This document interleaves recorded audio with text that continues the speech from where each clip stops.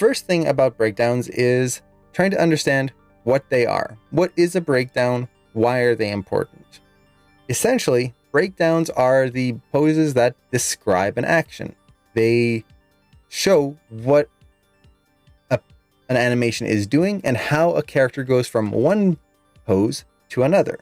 So the basic example is if I have a head turn and I'm going from here to here, if I don't have any breakdowns and I'm animating in Maya, for example, CG, my head is going to go from here and just slide straight into the next pose, and that's it. There's going to be a basic ease out, ease in, nothing else. It's going to be boring. It's not going to be interesting. And then if I was to turn back, so you have there and then back, it's just going to reverse the motion in a very boring way. So we don't want that. We want to describe the action a little bit more. How do they move through there? For example, I can have my head pose here. I can dip down and lead with my chin. So I'm doing this, and then I come up, and then when I go back, I can go the other way. I went up instead. So now instead of just this straight line, boring A to B, and then reverse, I've got an arc going through the whole motion. Maybe instead of leading with my chin on the second motion, I lead with my chin first, and then I lead with the top of my head, just to make it a little bit more interesting. There's all sorts of different choices. If I have my hand here and I move it here, I can dip down, I can go up, I can anticipate and then come forward. There's all sorts of things we can do. And that's essentially what a breakdown is. It's describing how you get from point A to point B. So, how do we practice it? Well, if you're totally new to breakdowns, one thing I recommend is just do what I did here. Shoot some reference of yourself. Just set up your camera and pick a few poses to go from. So if you're doing a head turn, left to right, you could go from like shifting your weight from one side to the other. And you just try different variations of going from one pose to the next.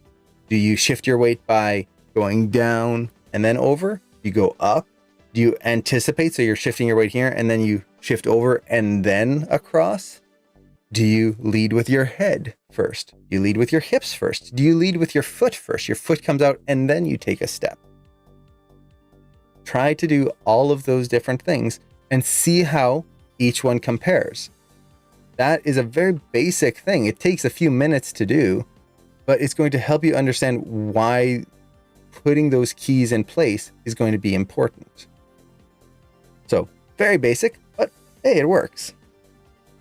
The next thing that I would recommend is doing a simple spacing exercise. Now, for any of you in Animation Mentor Class 1, you're already doing this. This is your first assignment. Essentially taking multiple objects. So in this case, I have some spheres here.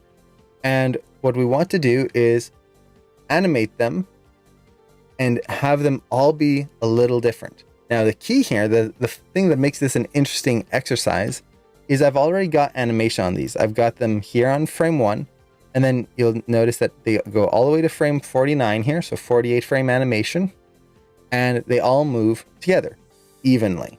I've just got one key at the beginning, one key at the end, right there on all of them. They are exactly the same.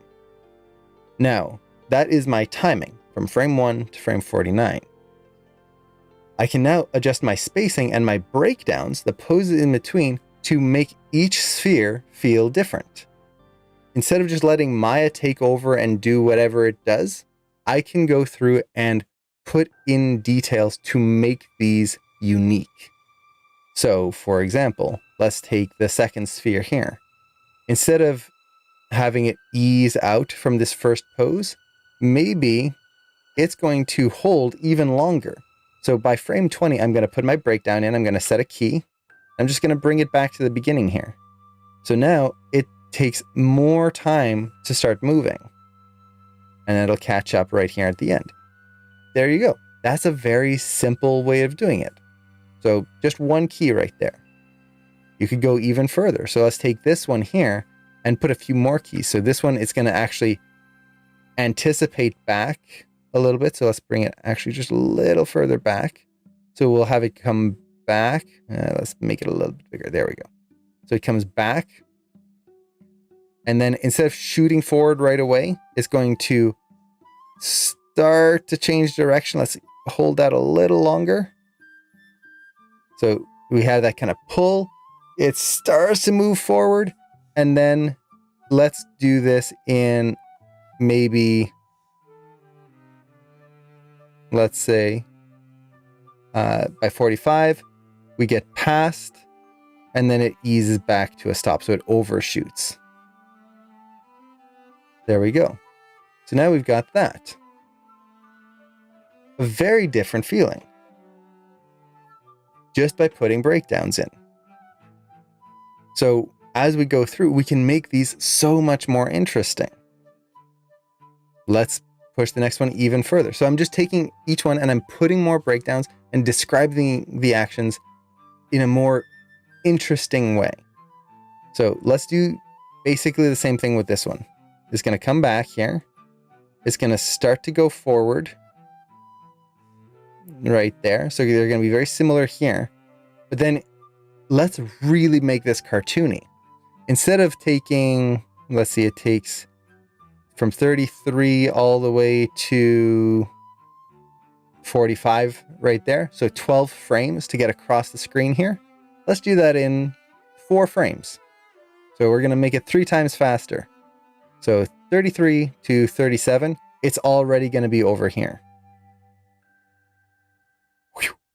Right there. Now, as we do this, there's going to be a few things that you might notice.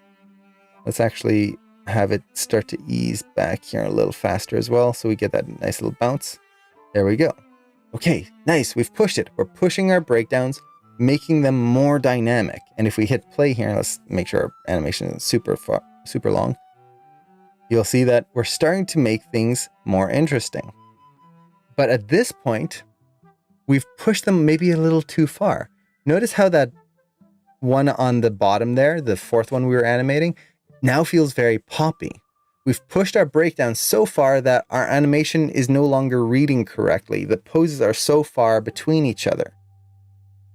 Well, what this essentially means is our eyes can't track it. The ball is over here. Our eyes are kind of tracking that speed, and then it's already over there. Our eyes it's moving too fast and too far apart from the previous pose. So, how do we fix this? Well, this goes into a whole other topic, but this essentially comes into smears. Smears or lines or multiples. Essentially, we need to have our animation track across this space. So the solution here would be to break down our poses even more. And I'm just going to add a little bit of squash and stretch to this ball right here. So we have the ball. Let's actually make sure I set my keys here. Key. There we go. So it's over here. It starts to move. As it goes forward here, let's just scale it up. So we get that nice little stretch right there. Here, let's keep going. Maybe stretch it out even more.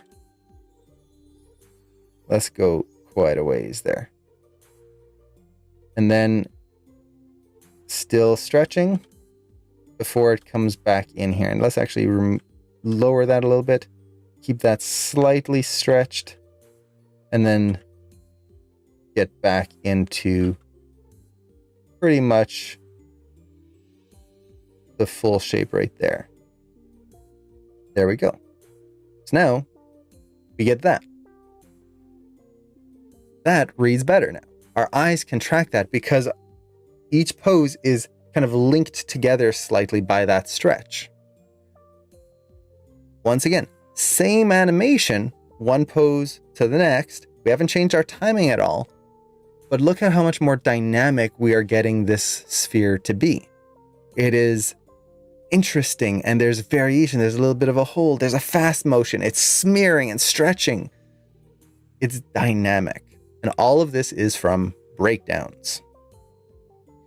And then we can keep going. We don't just have to go left to right. So I could, once again, let's do a very similar animation here. bring this back.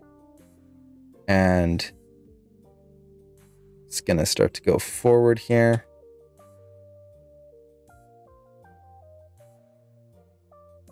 So I'm just kind of recreating the same animation right there. So now we've got that pretty much the same. But before we add any squash and stretch, let's just take this and make it a little bit more dynamic. Maybe as it goes back, it's going to come down slightly. Arc across. Maybe start to come up a little bit more. And actually, let's bring this up here. And then as it goes forward, again, it's going to keep going up, round. And then we'll dip it downwards here. And let's really just kind of create that swoop in there. Something like that. Comes to a stop. And we're just going to have it ease right through here. There we go. So is it great now? Not really. It's kind of a little messy. All we would need to do is go in here to our animation editors, graph editor, and just clean up some curves. So let's look at our up and down.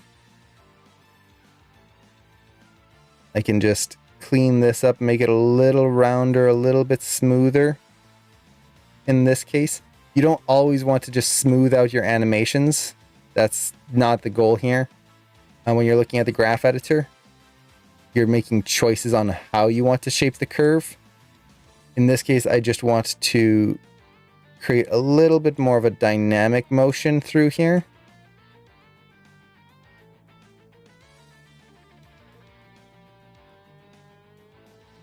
So something like this. And then let's overshoot the end here a little bit.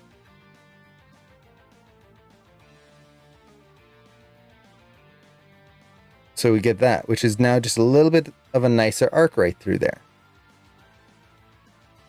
Same thing here with the translate X, the side to side motion. We can come in here, just make sure that there's no like weird wiggles right through there.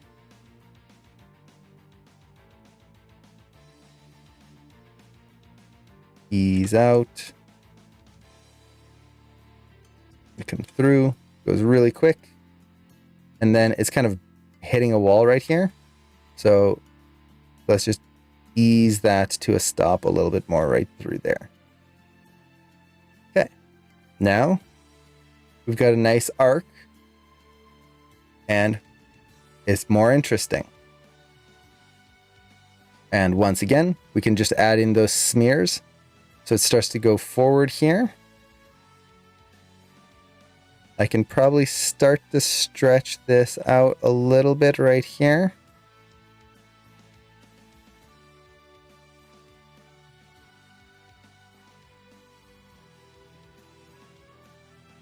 Let's get it back into position by this frame.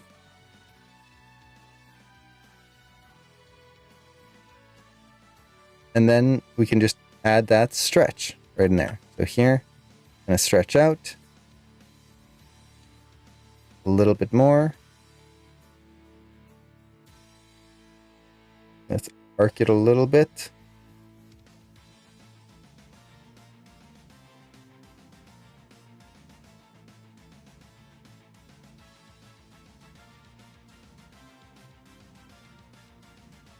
And then get it back into position right around there. There we go.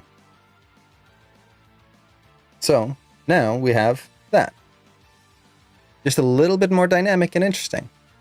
And once again, all we've done is added more breakdowns.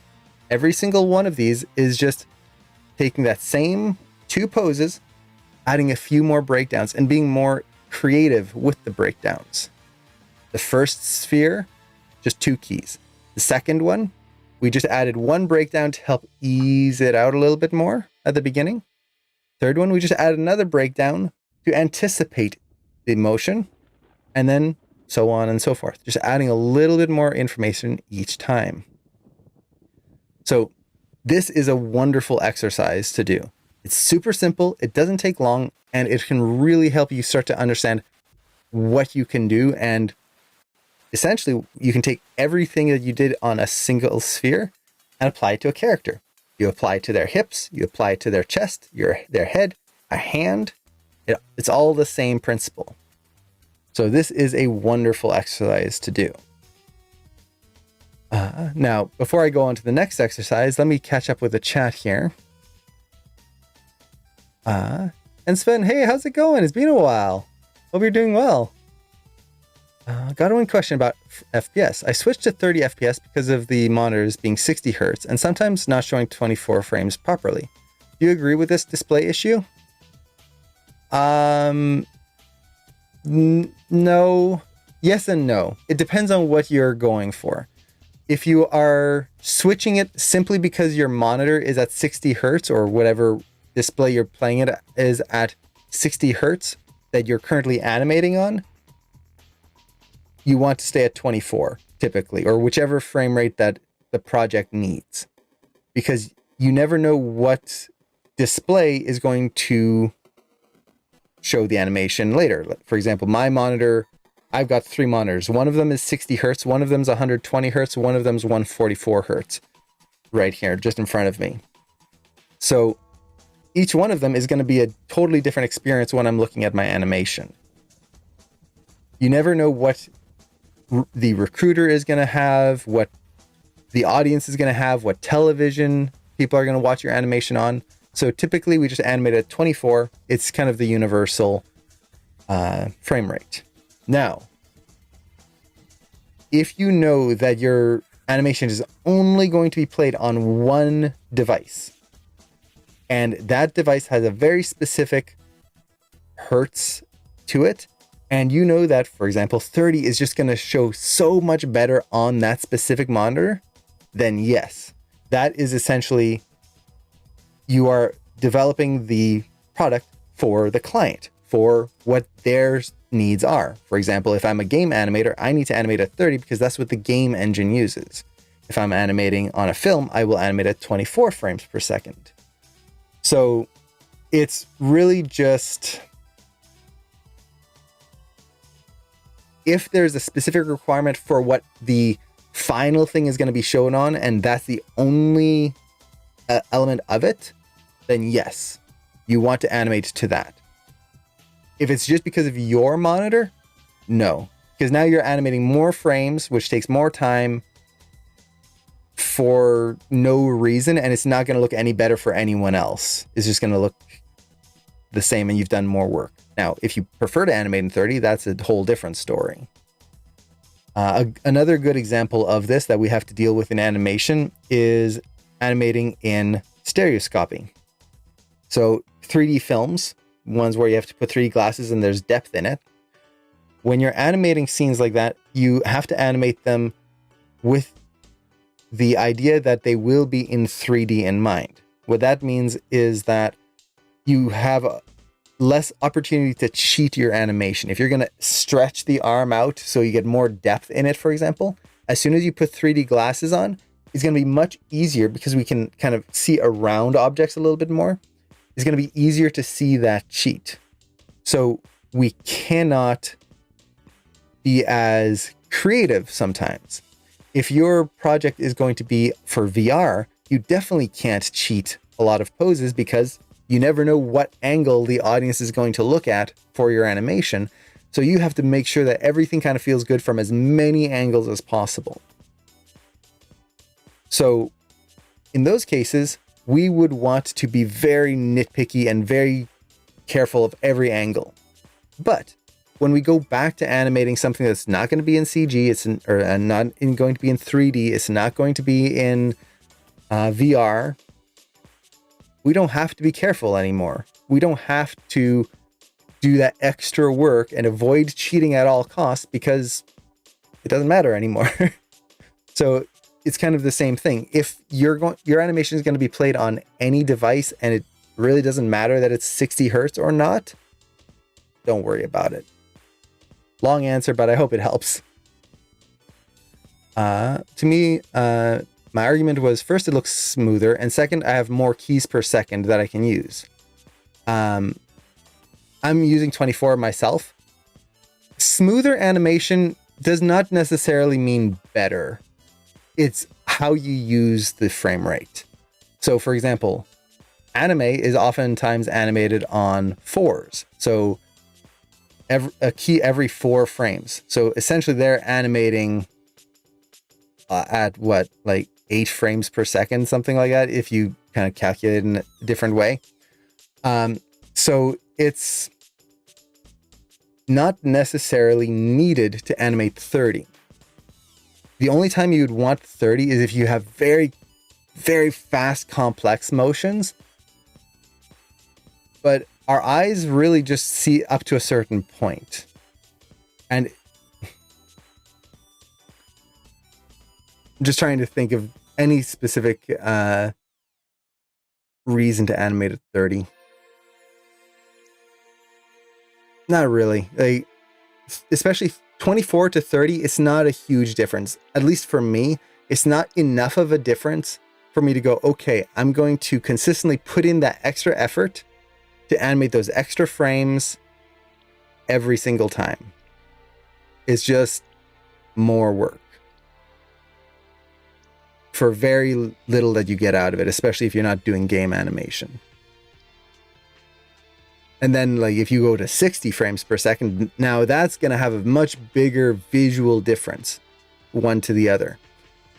But that's a lot of work. Animating 60 frames per second, once again, it's not going to be...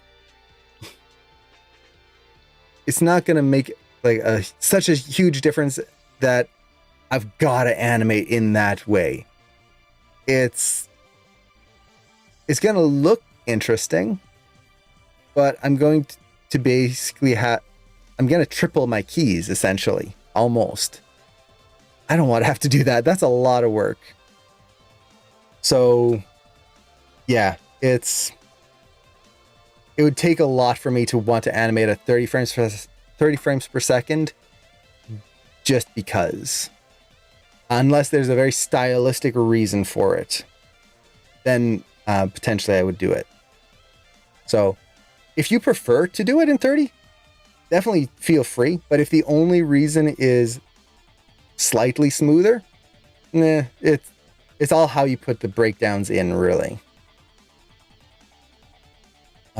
So let's see. I hope that helps. If you have questions on that, definitely let me know. Let's see. How do you know which frames to have breakdowns on? I tend to keep everything in the middle in terms of timing. So let's see. How do you know which frames to have breakdowns on? The breakdowns are... How to put it? Breakdowns are essentially describing the motion. So really, you have to put the breakdown where it needs to be. That's the basic answer, and really it's a non-answer. But breakdowns don't really have a specific point where they need to be. You want to think of the motion that you want to achieve out of this motion. So of this action. So if I have my head going here and I turn it across here, if I'm going to put a breakdown, I want to put it somewhere in the middle there and describe how that moves. And where does it go? Well, it depends. Is my head easing out? Is it going quickly? What am I doing? So the breakdown is going to just kind of depend on what you as the animator want to do. And the big thing is that it's not just one breakdown, it's many breakdowns. So for example, for my animation here, I have this version here, this sphere, I only put one breakdown, one key, but that's not going to be enough. No matter what I do, it's not going to be enough to describe everything I wanted to do. To get all of the little details that I wanted, I have this one, and look at how many breakdowns there are. 1, 2, 3, 4, 5, 6, 7, 8, 9, 10, 11 breakdowns in here to describe that action. So I'm putting extra keys in here, extra breakdowns to help describe each moment so that it does exactly what I want it to do. And I am putting them essentially where I need them to be. And I know, again, such a stupid non-answer. Just put it where it needs to be. That's the answer, yeah. But it's trying to imagine, okay, what feeling do I want in this animation? Where do I need to put that key in order to make that happen?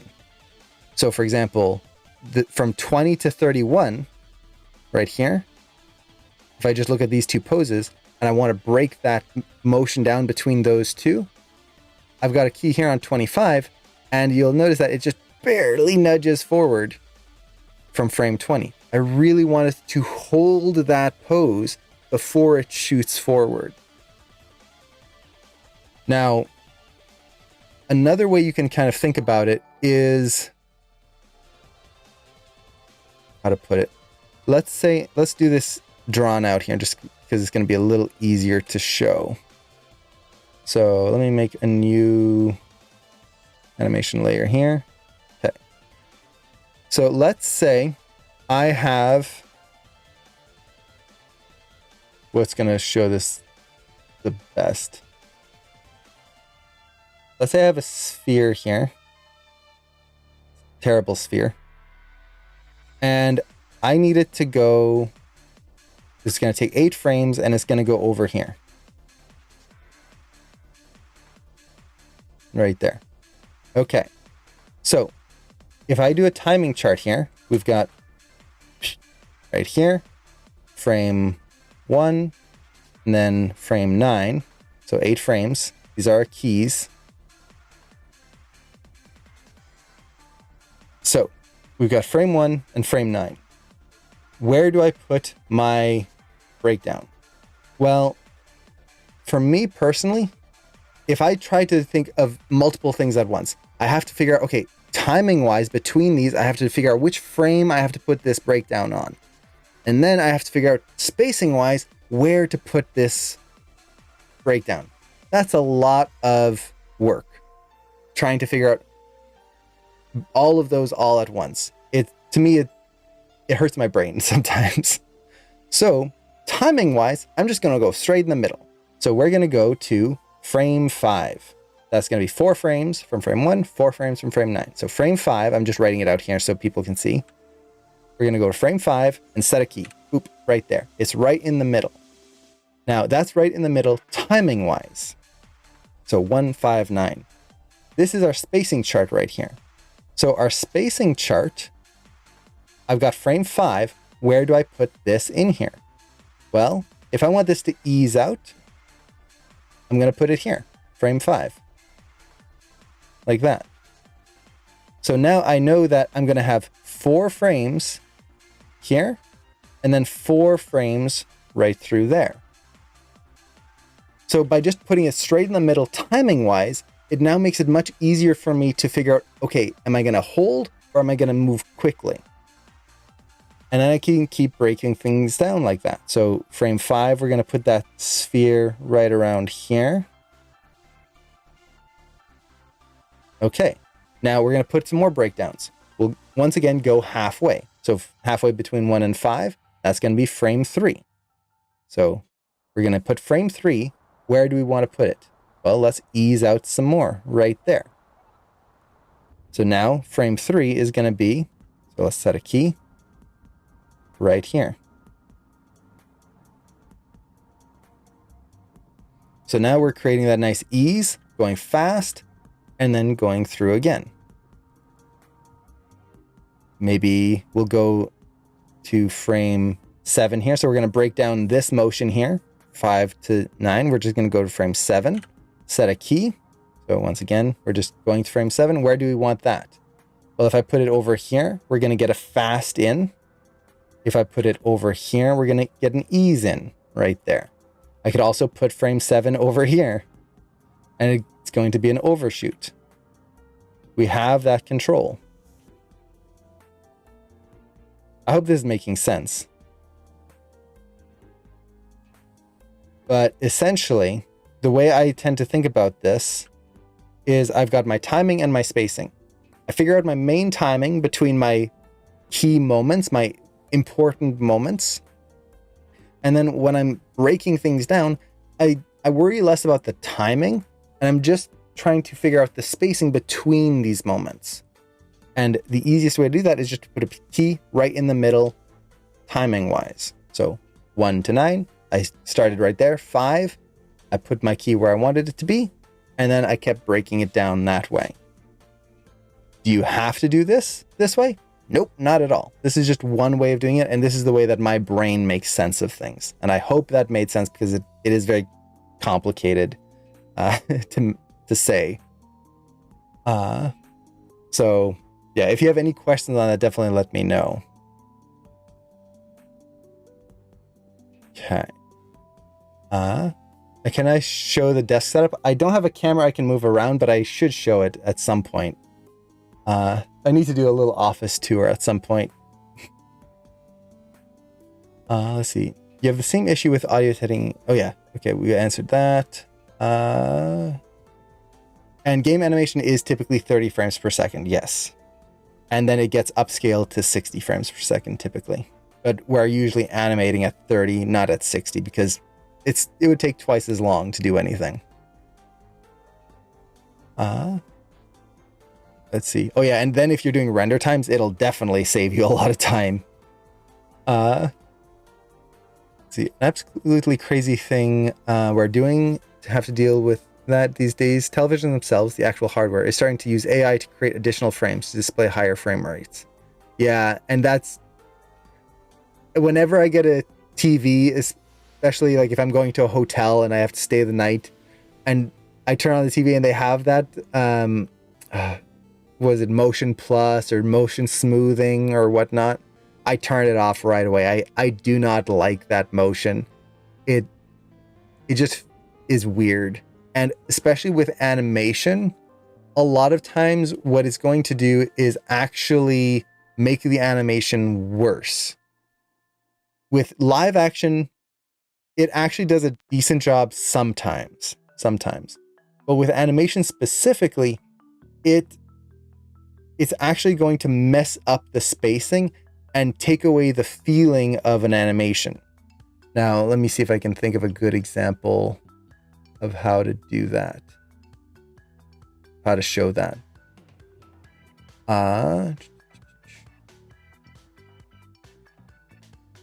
What's a good example? Let's say I'm going to just create a simple spacing chart here. And we're going to do the inverse because it's a little easier to see. Oops. Creating random layers here. Okay, there we go. So the reason I'm going to go backwards is because it's just easier to see.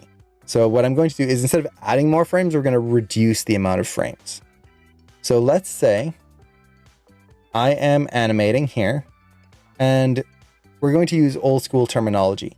I'm going to be animating at 24 frames per second, and we're going to animate, let's say 12 frames. So from frame 1 to frame 13, right here at 24 FPS, like that.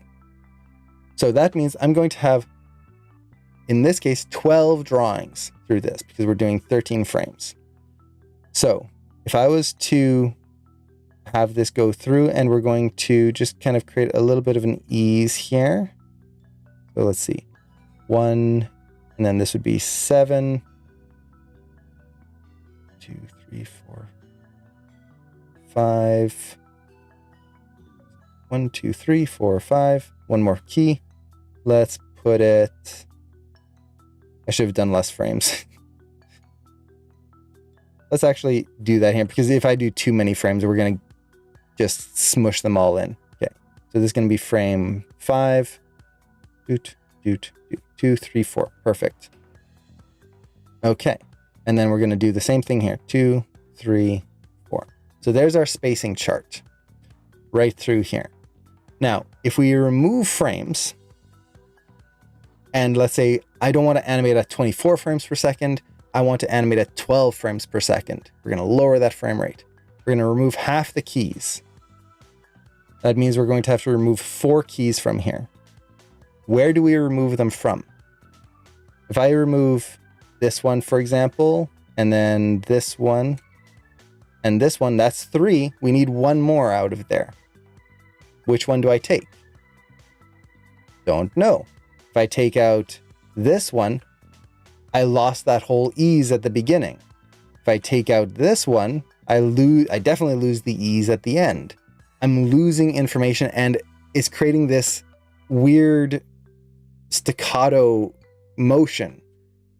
And it can start to really mess up the feeling of an animation. If it ends up getting rid of 1, 2, 3 like that, and then 4 here, we've changed the entire motion. Now, when you add keys, it's very similar. So if I've got a bunch of keys here and we want to add, let's say we want to double our frame rate, where do I put the keys? Do I just put them right in the middle here? Right there. And then we're not putting it straight in the middle, so it's not going to be robotic, but we're doing this, let's say. Well, ooh, see, spacing's still interesting. Except on this frame, let's actually go back here and just going to duplicate this. If you think about any animation, the spacing from here to here is quite wide. If we were doing a sphere, that means that that sphere is going to have to stretch out to about this size to create that nice smear frame right in there, and then ease in. Okay. Now we're doubling that amount of frames right there. We've got a whole bunch more frames throughout this whole section. Animation-wise, that sphere is still going to be stretched out here to that distance. Where is it going to put the in-betweens? Suddenly there's going to be a weird pop backwards. AI is pretty smart and is getting better, but when you start to adjust and add frames in the middle of cartoony motion that is designed for a very specific frame rate, it breaks. Essentially what the AI would have to do is reanimate the poses in order to get the motion to feel good at that needed frame rate. And yeah, it's not going to work.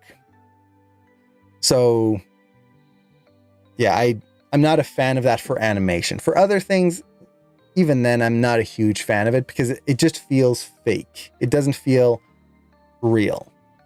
It's smooth, but there's this kind of oddness to it. So I hope that makes sense. Again, it's kind of a complicated thing, but as animators, we have to be very careful of things like that, especially interpolation. Or if you're animating at one frame rate and then suddenly you have to change midway through a project, which can sometimes happen. Very rarely, but sometimes. You have to be very aware that you're probably going to have to change a lot of your animations. So, let's see. I think that's all the questions there. If anyone else has questions, definitely let me know.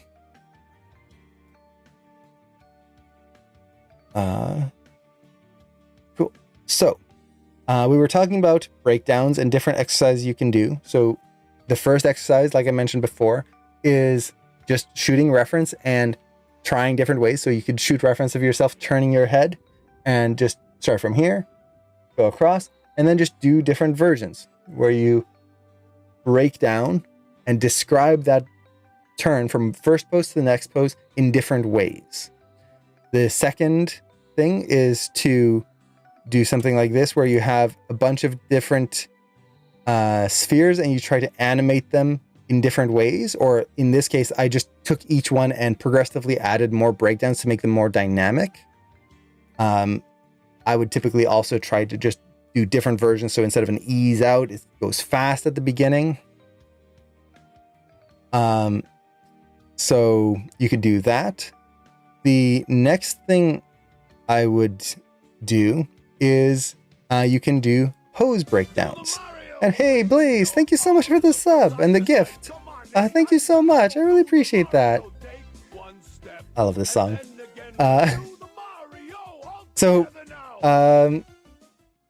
The next way we can do it is pose breakdowns. Now, pose breakdowns, you have a few different ways you can do it. The very simple thing is you just create two poses and you try to figure out how you can move from one pose to the next in very simple ways. Now, I'm going to do this in 2D here, just because it's a little faster than trying to do it in CG. It's the exact same concept. It's just a little going to be easier to draw out the poses here. So here I just created a very simple animation. We've got these two poses right here. Characters standing on one leg, boop, goes onto the next leg. And you could shoot reference for this just to get your poses in there. You could use this from your different reference takes that you did before. But the key to this exercise is simply, we're going to take this, we're going to add a key or two in the middle, and we're going to break down that action and see how we can make it different. So I'm actually going to duplicate this layer here, and I'm going to move one of them to the side. So we have two different ones. So this first one here, let's take this and let's just add a breakdown. So as the character's shifting their weight here, how are they going to do it? They could do it all sorts of different ways. They could lead with their hips. They could lead with their head. They could lead with their chest. They could lead with their arms because they're going to be pointing. They could go up. They could go down.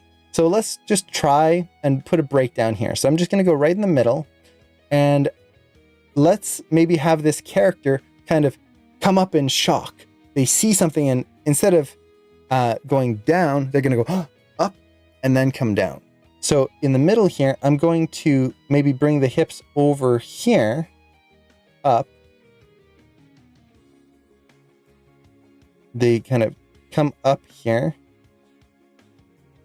They'll need to go up on their toes on this foot. Right there. I could even go up a little bit on this foot too. And we're going to go kind of for a straight here. Not a full straight, but bring it kind of back there a little bit. And this way they're going to go up right here. The head is going to maybe drag. I don't want to drag back. Let's kind of come up here. So he kind of comes back a little bit. And just with the body, we now get that motion. So we get something like this. Let's go on the other one. Before we get into the arms or anything, we're just going to do another version on that one. So let's see this one here. So same thing. We're going to go into the middle. But this one, we're going to maybe go down a little bit. So as the character comes through, maybe they're going to, let's see, they're standing there. And they're going to drop slightly. I'm going to bring the hips down, and this time we're going to favor the front pose a little bit. So the knee's going to have to bend a little bit. And when I do this, I draw very roughly, so I apologize that it's going to be very messy lines here. And as they come through, maybe I want to drag that head a little bit. So the body is actually going to drag back to where it was before. Right here. And then let's actually get that knee to lead the action a little bit there. And the head, as the body's going down, the hips are coming down this way, the body's dragging here. Instead of just letting the head follow that, maybe the head is going to lean forward. So the head kind of nudges forward there. So now we're getting that contrasting motion where the head is going this way as the hips go the other way. So we get something like that. So in these two motions, we're describing this totally different ways. And this is just with the body. Once again, we can just go through. Let's break this down even more here. So now, as the character goes from that first pose into the second pose, let's actually have the head be the thing that leads the action the most. And make sure I'm on the right key here. So the head is going to be leading the action. Well, how does the head go through here? It's probably going to arc this way. So I would want this to be something like that. The shoulders are going to kind of stay in place a little bit here. So he's going to kind of arc down. He's going to be turtling himself quite a bit here. And the hips just barely move from that first spot there.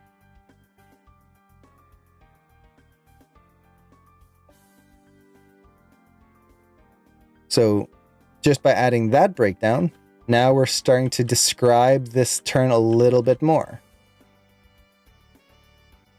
So we could do something like that, or we could do something else entirely.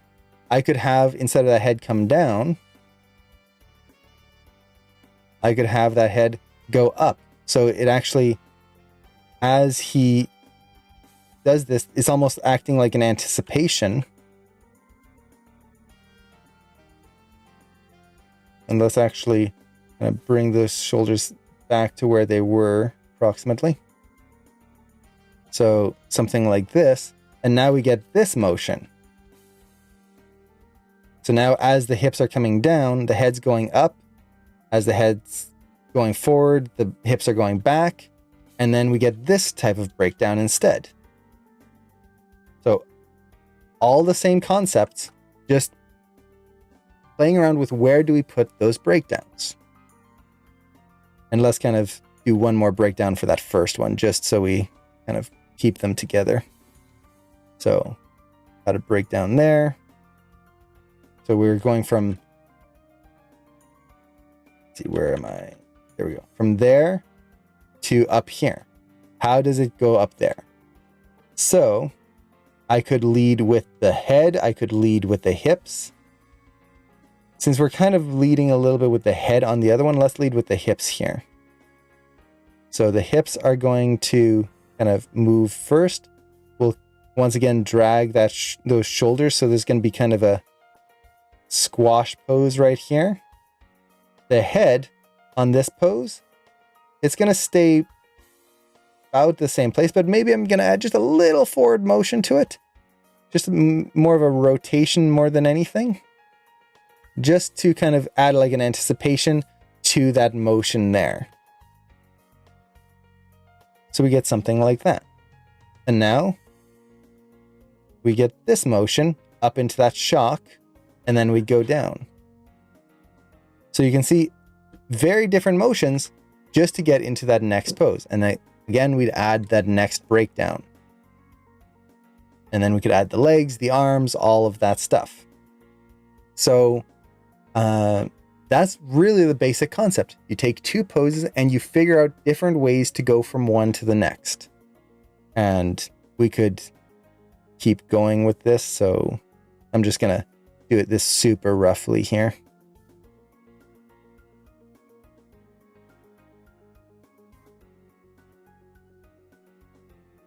Now, one thing I would want to do here, just posing wise, is I would want to tweak the body so I get a nice line of action right through here and I don't get this weird bend like that in the body. So we get something like that, comes through.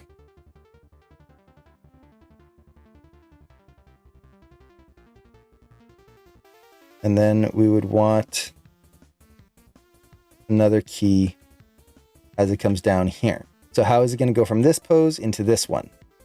Well, the hips, essentially, I just want a nice arc going through, just like that. So if I kind of draw a circle in the middle of the hips here, I can just push that bouncing ball feeling. So here, for example, I would maybe actually push the hips just a little higher. So we get that nice kind of arc in there. And then if we're going down to here, So where would that next pose be? If I want that bouncing ball, it would be somewhere around there. If I want to slam it down, I could maybe go closer down here and ease in a little bit more. Let's actually slam it down a little bit, but still thinking of that arc. So it's going to be maybe around here.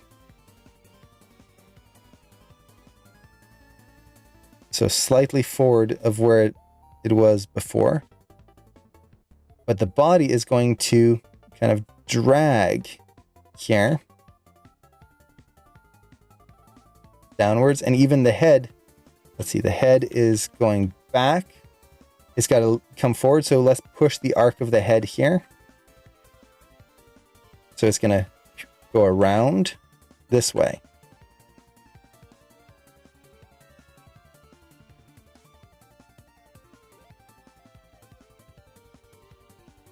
And the weight of the body as well is going to kind of keep dragging it across.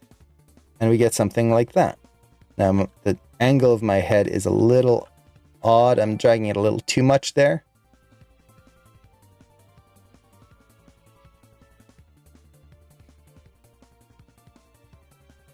There we go.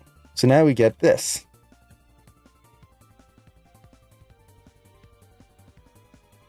And we're just describing that action in a totally different way.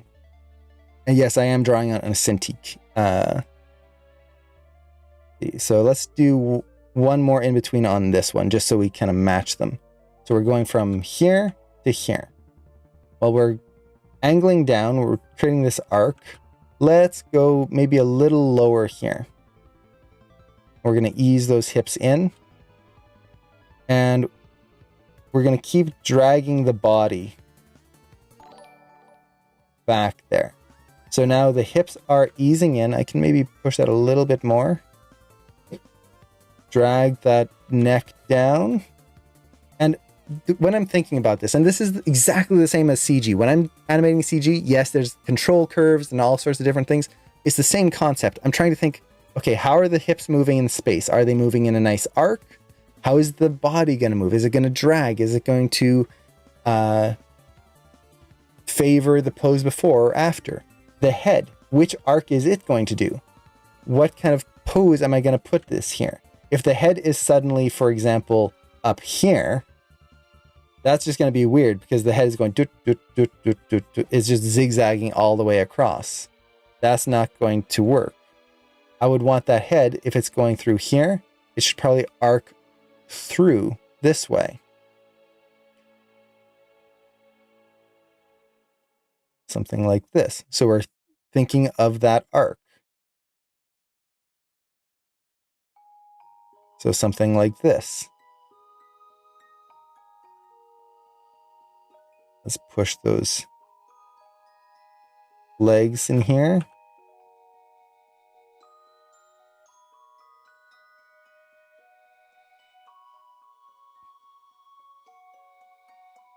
And I'm drawing really roughly, so there we go.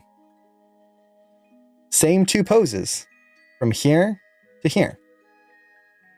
We started from the exact same two poses, but now we've created two totally different ways of moving through here. And just like the bouncing ball, you could then go, okay, which one do I like more? Ooh, maybe I like the one on the right more. Let's take that and let's make a new version of that and push that even more. So I'm going to push the spacing. So instead of just easing down here like I am, maybe I'm going to drop them like just in one frame down and then swoop through. Just like I did with these, where I took that middle ball and it moves fast in the middle there. And then I just really sped it up and made that flow a little differently right through there. So this is a wonderful way of exploring breakdowns, of trying to understand what the difference is going to be when you put a pose in one place versus another. What kind of feeling can you get out of it? I personally like to do this by drawing it out. And I just draw stick figures like this. This is basically my level of drawing skills, not much more than this. But even just doing something like this, it allows me to explore and figure out motions without having to try and pose out a full rig. And even when I'm working in CG, which is what I'm usually doing, I'll just use the grease pencil tool and draw over and just do these little in-betweens and think of, okay, which arcs do I want to use? Where do I want to put this? And create that feeling first. So I hope this makes sense so far. So this is the next exercise I would do, which is just take 2 poses, animate between them. From there, you can level it up to 3 poses. And this one is a little bit more interesting, where you just take 3 poses. So let me get onto the right layer here. So I've got these 3 poses, and the version I'm doing here is I took 3 random poses. So I just went on Pinterest here and I just did a search for poses, and I just went through and I found 3 poses right here. And I just took those and I drew them out. I just did some gesture drawings. So we've got these 3 poses here. And now the goal of this exercise is going to be animating between these and connecting them. Now, you can take 3 random poses like I've done here. You could shoot your own reference and just take 3 poses from your reference and then create new motion between those poses. You could just draw or pose things out yourself and try to animate between them. And the key here is that we are trying to apply our body mechanics knowledge and trying to create interesting ways of moving through emotion and just seeing what different ways we can do that. Now, I'm not going to try to draw all of these poses in full detail here because I'm not that consistent of an artist, and it's just going to end up being very messy for the most part. But what I can do is, if I'm doing something like this, oftentimes what I will try to do is just do a simple hip pass. And we're going to do the hip, chest, head. See what we can do here. So, for example, the character is coming through here and they're falling down from this pose. So, as they're coming down, how are they going to go down into that next pose? Well, I'll set a key here and I'm just going to think of the hips. So I'm just kind of imagining a sphere right here. Let's kind of add that in right there and right there. So just thinking of a sphere, and I do this in CG as well.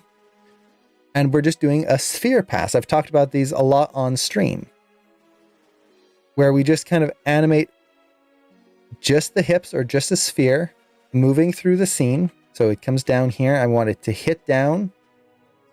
Let's kind of anticipate that motion here. Now, how am I going to get into that motion? I shouldn't say anticipate, ease in, because he's just landed with a lot of weight. And I'm not worried about scale or anything like that. I can fix that later. So how is he going to get into this pose here? Well, we have a few different methods we can do. We could have him just ease in up like so. So we go down and then we start to arc upwards into that next pose. And then, see, I need a few more frames here. And then he'll ease into a stop right there. We could do something like that. And let's make that a little smaller here.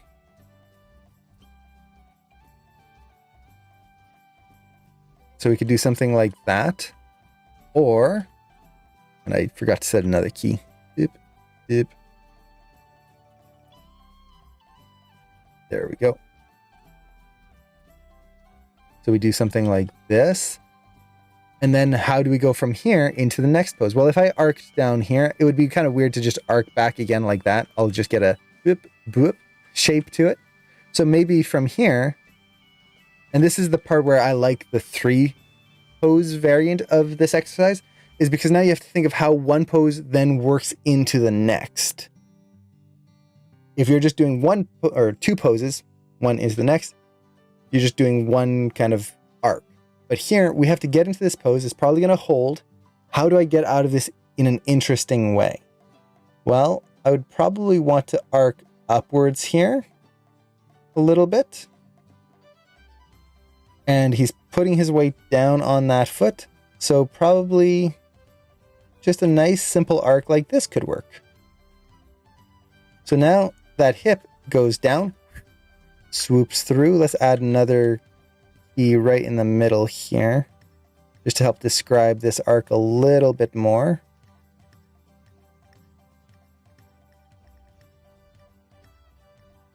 Somewhere around there, and a little low dip there. So now we get this. Comes up. Let's push this up just a little bit more, and then comes down. So we get that nice motion for the arcs. And yes, this can all be done in 3D. This is the exact same principle. You can do full poses. So I'm just doing the hip pass here. You could do a full pose pass instead. So we could do something like this. The other way we could do the hips is, so I've got another version of it right here. Let's take this version. And the hips are going to come down once again. So this one should not have any, oops, wrong layer. There we go.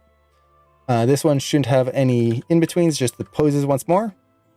I can come in through here. And let's say this time the hips come down.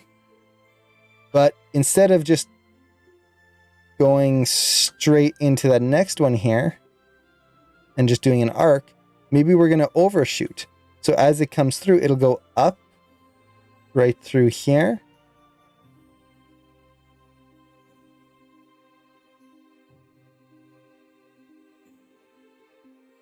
And then as it comes through, that means on the next pose, we can maybe go down here into that final pose. So now we get a whole different arc right through there. A little bit more dynamic. We could add overshoots. We could do all sorts of different things. So I could have an arc where it goes like this instead. I don't want to go too crazy with it, but we can do all sorts of things like that. And once again, this can be applied to CG. You have your 3 poses and you just animate the hips going through the action. And then you add the spine, you animate whatever you need.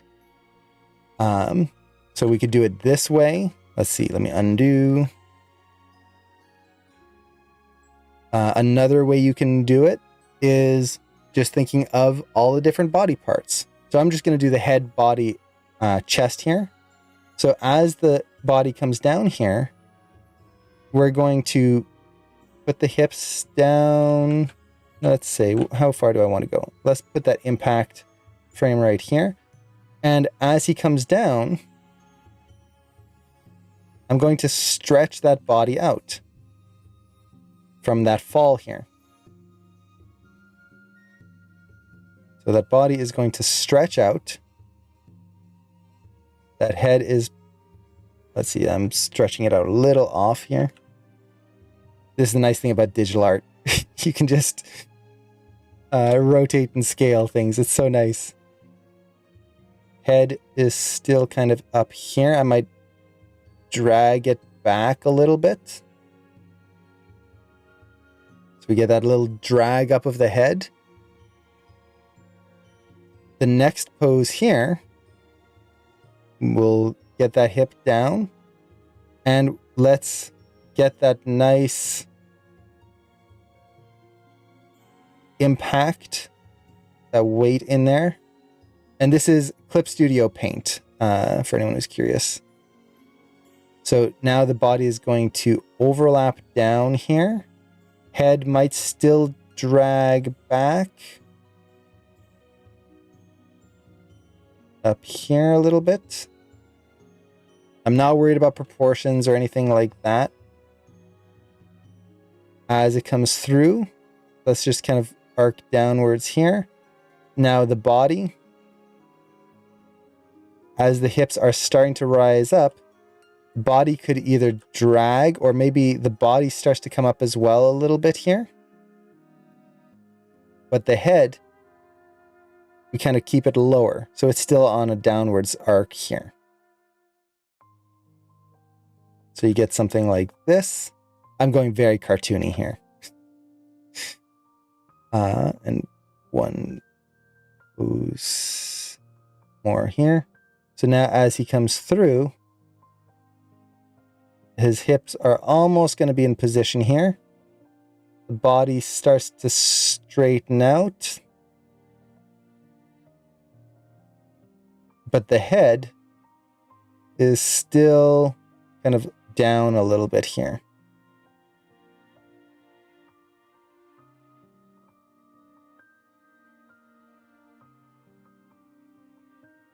So we get something like that. And there we go. So that's one way we could move between those poses. Maybe this is too floppy. I could do a whole different method. But the whole thing here is that we are just exploring. We are trying to push our animation skills and trying to understand how far we can go with our breakdowns. You could also, which is another thing that I like to do, if you want to do a master study of sorts, you can look at a motion from another film or cartoon and then look at their spacing, see if you can replicate their amount of spacing in the same amount of frames. So let me explain this in a different way. So let's get rid of these poses that I did here. So delete, get rid of that. And this one. Okay, so we've got our two poses once again.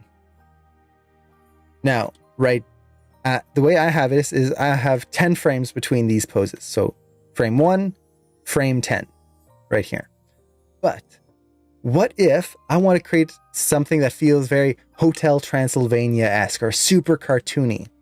And I want to be able to transition between these two poses in 4 or 5 frames. Well, I can do that. I can take that as a challenge. How do I get between these poses in, we'll say, 4 frames? So this pose here is going to be on frame 5, right there. Okay. And then from there, we go in here, and then I'm going to have maybe, let's say, 6 frames to go from these two poses here. So we're going to go from 1 to 5, and then this is going to be 11. Okay, so something like that. I'm just going to zoom in on my timeline here so it's a little easier to see.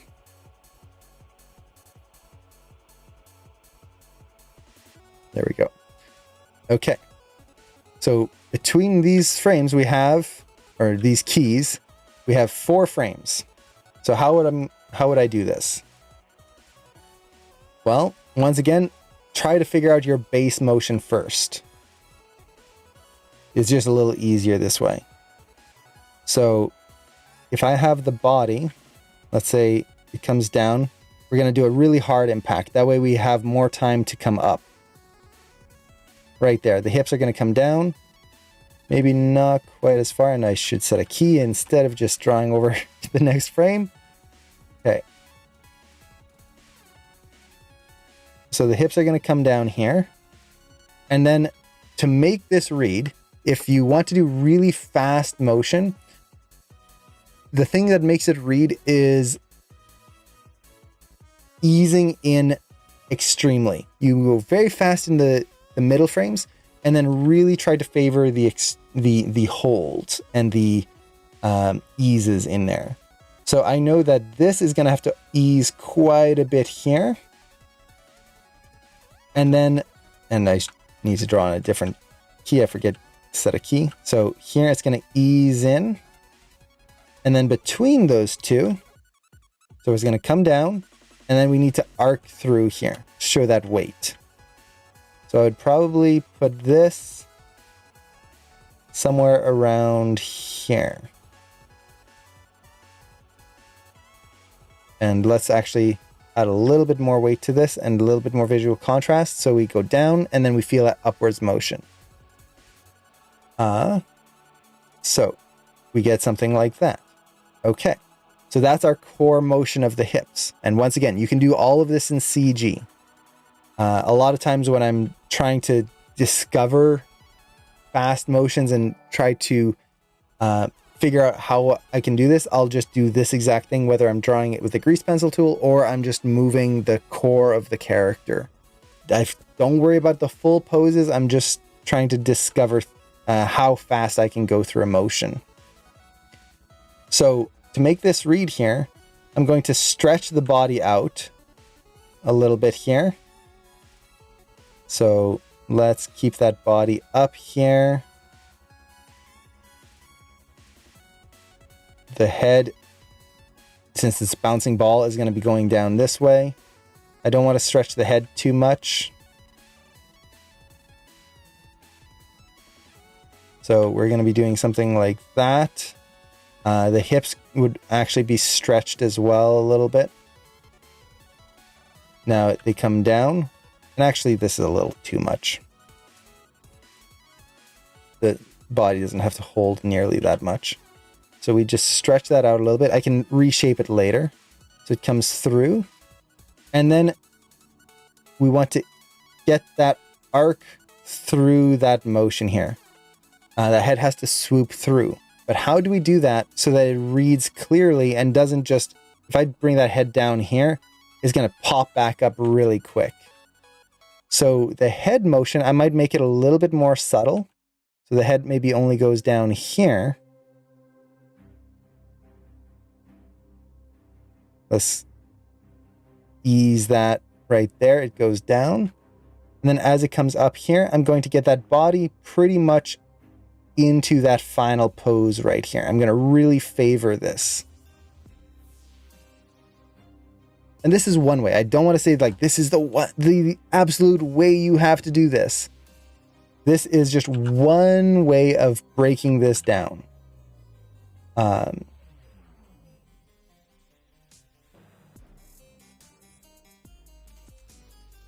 So we come through there.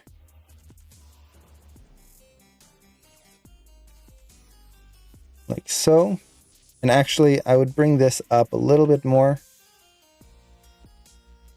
Let's focus on the head first because the audience is going to be looking at the head. So I want to make sure I get that easing in right there. And then we can get the body to be where it needs to be. Make that work.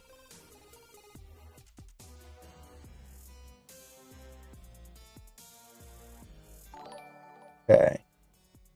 So we've got something like that. Okay. Let's just take a look at that. Does that work? Not bad. Now let's actually play it at speed.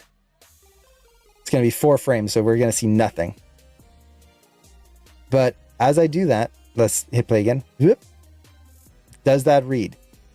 Not really. Why? Well, I've only got 4 frames and I'm doing a lot of motion in there. A lot of things are going on right through there. Especially between these 2 moments. It's just not reading correctly. So, what do I need to do? Well, I can't add more frames, so I need to add in-betweens. I need to somehow get more information in here on the frames that I already have. That's where smears or multiples come in. So when I have this big motion right through here, where the character is supposed to hit and like really crumple right there, what I can do is add essentially another pose. When you're thinking of a multiple or a smear, you're essentially kind of putting an extra frame and putting 2 frames together. So I'm going to draw out the character maybe coming through here, down through there. And let's see, maybe a little lower. Something like that. So this is just a very basic smear, but now I have something like that. And that's going to help draw our eyes in there. right through. Now, when you're doing a smear like this, because they're so close together, you don't want to make it two characters next to each other. Normally, it would be like a silhouette. So you'd only get kind of like the outer edge right there. Or you could do some lines. So lines as well, it doesn't have to be much. You could just do something like this. Describe those motions right through there. And even that, just that, it'll help lead our eye right into that next motion right there. You could do smears. So smears are really fun, but they're a little harder to do in CG. So this head motion here, I really want to push that arc. So the head is actually going to be doing this. And if we had the eyes, you'd have like the eyes over here and then the eyes over here. So I've just kind of combined the head into this one fluid mass. And we can now kind of use that to lead the eye. There's all sorts of different ways we can do this. We could push that breakdown in the middle even more. Get the right brush here. So I'm going to ease this even more right through here. And actually, I'm going to get that body to lead a little bit more right through there. Get the head to drag. I'm just tweaking that breakdown in the middle. And so it comes down. I can push this one here as well to help describe that arc that it's about to take. And then let's add that smear once again, or that multiple.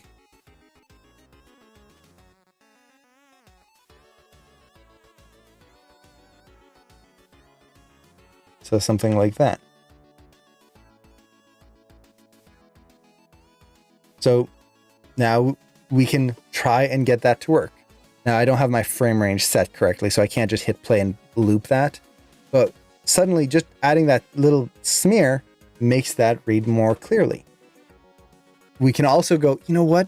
It's just too much. It's just going way too low. I've got 4 frames and I'm doing this huge motion. What if I change this? And this is the beauty of this. I know I'm kind of going in a big tangent here of this specific exercise, but this is what I love about this exercise is it's a learning tool. It's not there to try and create a final animation, but we can just practice and see what works and how we can make something read correctly. So if I know that that motion was too much, that head was going down too low, how can I simplify that? Well, the hips are going to go down here. They're not going to go quite as low.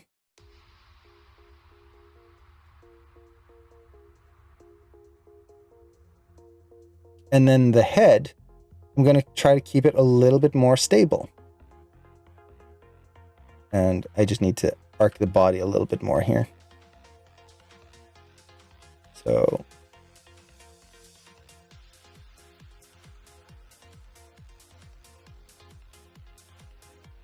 more like that.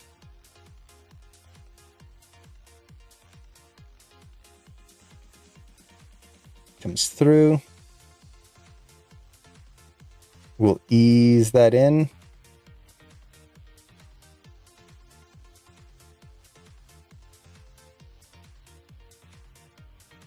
Something like that. And then basically get this into position here.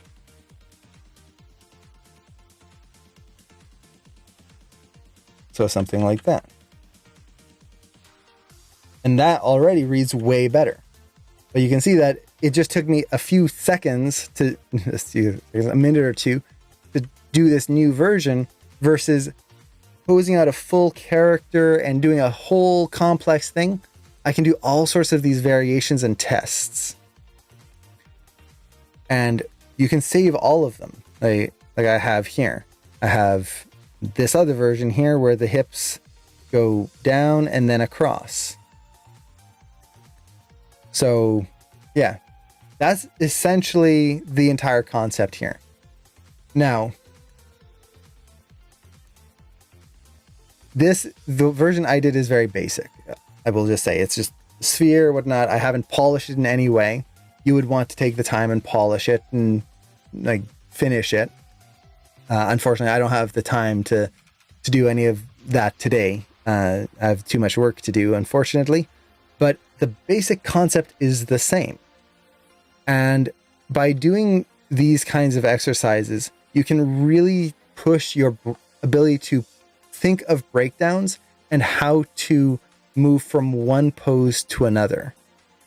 And you're trying to avoid getting that very basic, just one pose into the next. That's the most important thing. Because if this was Maya, that we just kind of go in and hit S to set a key right in here. So let's say between these two poses, that hip would just be right here. The head would be right here. And the body would be right here. Specifically in that middle pose right there. And that's not interesting. Instead, between these two poses, I can make sure that maybe the body is the thing that's going to lead here. And maybe more specifically, the tilt of the body. So we have that come through, and the head is actually going to drag back a little bit. And we get that kind of S pose into that shape. That's a little weird, I will say. Body mechanics wise, that would be a very hard thing to do, but we have that option. So yeah, that's the basic animation breakdown exercise. I would highly recommend everyone give this a try if you have some time. Again, you can take random poses like I did. That's definitely the hardest version because you have to invent a lot of body mechanics and really have a good idea of body mechanics when you do that. What I typically recommend is just just shoot some quick reference, go through 3 different poses yourself, and then bring it into Maya, do your 3 key poses, and then see how far you can push or manipulate the way you go through those 3 poses. And don't go super complex with them. Even just a weight shift from side to side can really help. So let me catch up with the questions here. I saw another question. This is Clip Studio Paint that I'm using. The EX version specifically. Catching up.